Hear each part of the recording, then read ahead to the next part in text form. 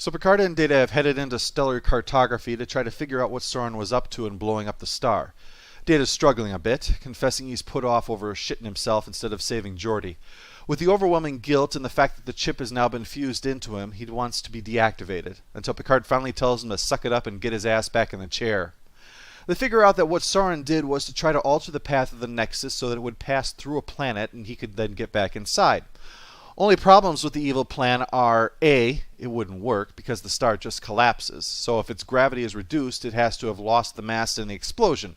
So it wouldn't be affected until the planet Soren's standing on would already have been blown up. And B, the obvious, have him put on a suit and get shot at the Nexus, which would have been even more obvious considering flying through space in a suit was supposed to be the opening of the film.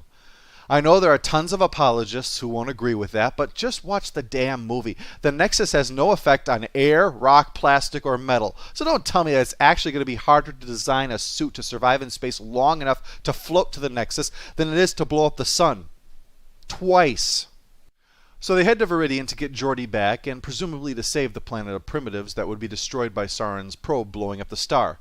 Worf expresses his disappointment that he is unlikely to shoot down the probe in time, and probably even more disappointment that he wouldn't be the one blowing up the star. Picard hails the Klingons and says he needs to speak to Soren, and wants the Klingons to beam him to Soren's location on the planet below. Then he will exchange himself in place of the hostage, Peter Davison. Now that Picard is beamed down, those of you who have seen the movie knows what's left. The Enterprise fight and crash. Picard tries to stop Soren, and then when he fails, gets Kirk and returns to succeed. For years I've heard about discussing of those parts from the end of the movie. Well, would you believe that the end constitutes half the film? You must, considering they believed you'd swallow all the rest of this, like the fact that they can't beam Picard back up because they can't scan through the ionosphere. Seems a bit dangerous to beam someone into a place you can't scan, unless you don't mind having one of their legs materialize inside a rock. Picard's like 6 feet from the edge of the cliff here. Look at that. Just a few loose rocks underfoot when you beam him in, and your valuable hostage is going to wind up doing a wily coyote. Soren is behind a shield, so he and Picard get some time to banter. Picard compares him to the Borg that wiped out Soren's family, but since the Nexus is a way to get them back, that seemed to just kind of remind him why the hell he's doing this. That not only would the Nexus give him back his family, it'd also make him immortal. Oh, you can try and outrun it with doctors, medicines, new technologies. But in the end, time is going to hunt you down and make the kill. It's our mortality that defines us, Soren. There's a hard case to sell. Sure, but what about all the good things that death gives us? Days off for Grandma's funeral, inheritance, 70% of Janeway's hobbies. We cut away from the most essential of scenes, Data's character growth. Life forms. You tiny little life forms. You precious little life forms. Where are you? Well, score 1 point for Picard's death is a good thing argument. Meanwhile, Soren has modified Geordi's visor so that they could see everything he could. This allowed them to get the shield frequency of the Enterprise and thus be able to fire weapons straight through to the ship itself. This takes out the helmsman, so Riker orders Troy to take the helm. That was something everyone kept commenting on. Troy finally takes the helm. Like it was a good thing. Just take a look at this. The first thing Troy does is turn the ship around so that most of its weapons are pointed away from the enemy ship, where Lursa is free to continue her attack on them. Now's where that technobabble rearing its ugly head thing comes in. Forget about changing their shield frequency. I'm not even going to get into that. Why is the Enterprise trying to technobabble their way out of this? Now, the Klingons having a weaker ship made sense to try to technobabble a way to even the odds, and it gave the audience this image that the Klingons were dirty cheaters who couldn't take on the Enterprise in a fair fight.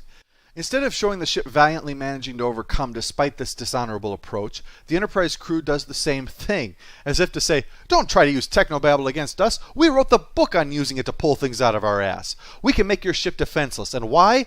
Because of bullshit. If your freaking flagship cannot win this fight without cheating, then it deserves to have its star drive blown up and for God to play frisbee golf with the rest. What they do instead of firing all weapons, something that managed to even make the Borg stop and think the first time, is mess around with some plasma coil to make them cloak. With their shields briefly down, Worf can finally kill something, and so it comes to pass that we see the end of Lursa getting blasted from behind. Unfortunately, the ship's damage is too great and they have to abandon the star drive and separate. The ship's full of families, we all knew that. I guess I just always assumed they'd be up in the saucer section for this reason. You mean to tell me that every time Picard separated the ship to take the star drive into deadly combat, he was bringing the kindergartners along for ballast? Also, you might think this whole bit right here was leading up to the kid going back for the toy and needing to be bravely rescued. Nuh-uh. It's just there for pathos, a little reminder of the loss. In the confusion of the moment, he was abandoned, but we will never forget the courage and quiet dignity of Mr. Snuggles. So with everyone out, Riker, knowing that he has about 500 people on board qualified to pilot the Enterprise, but only one counselor to try to comfort the terrified civilians and children, has the counselor initiate the saucer separation, a maneuver performed only a few times ever. I mean, what's the worst that can happen? That Dr. Phil isn't the best pilot choice and will smash the ship? What are the odds of that happening? Oh, shit.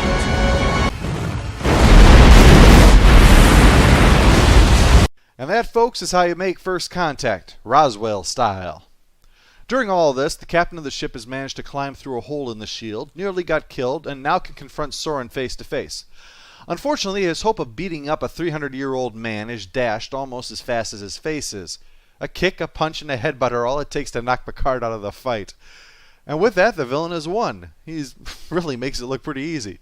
I'm singing in the rain, just singing in the rain.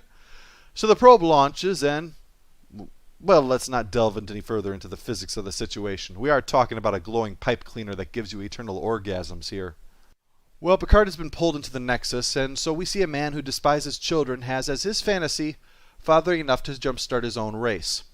And he gets a visit from his nephew, Johnny Storm, making this perfect for him. But the image of the exploding star and the ornament starts making him question this. And yeah, this is the part where Hurley and John Locke show up to say that Picard's actually in a time-displaced alternate reality afterlife. No, of course not. Being thrown into Season 14 of Lost would have made a lot more sense than seeing Echo Guinan, who is filled to bursting with Nexus exposition. Picard is still happy being in the Nexus, and his smile only fades when he sees the meal his wife has made. I suppose that's probably how we should have expected this to end. Red wine with fish? Damn it, this isn't my fantasy, this is hell! Well, as I said, time has no meaning here. So if you leave, you can go anywhere, anytime. All right, I know exactly where I want to go. To the mountaintop on Viridian 3, just before Solon destroyed the star. I have to stop him. Oh, sure, that makes sense. Braga and Moore explain on the commentary that the Nexus is supposed to be a place where the past, present, and future all coexist. As I'll mention when we eventually get to Star Trek open bracket 2009 close bracket, you don't get credit for stuff you don't put in the movie because, now try to follow this because it's a pretty big leap, you didn't put it in the movie. I shouldn't have to wait months and watch all your deleted scenes to say, oh, this finally makes sense, or pour through some non-canon books to say, oh, so this isn't a pile of nonsensical horseshit after all. Sure, good films don't always tell you things on purpose, but that doesn't mean that a bad movie can get away with the same thing. Because while a good creator might say, I want them to ask what was in that box that drove him to do what he did, a bad one probably isn't saying, I want them to ask, why is the villain doing something even a coma patient would see as foolhardy, borderline insane, and actually likely to thwart his own plan?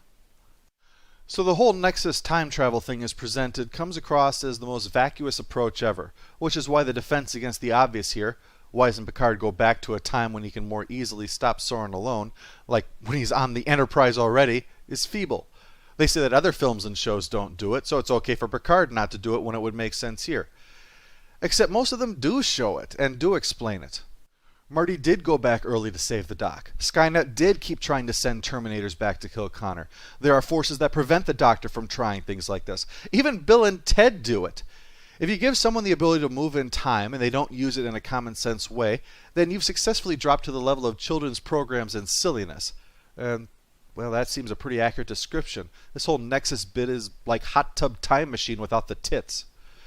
And just for fun, why is it that normally this whole you can't change history thing suddenly doesn't apply?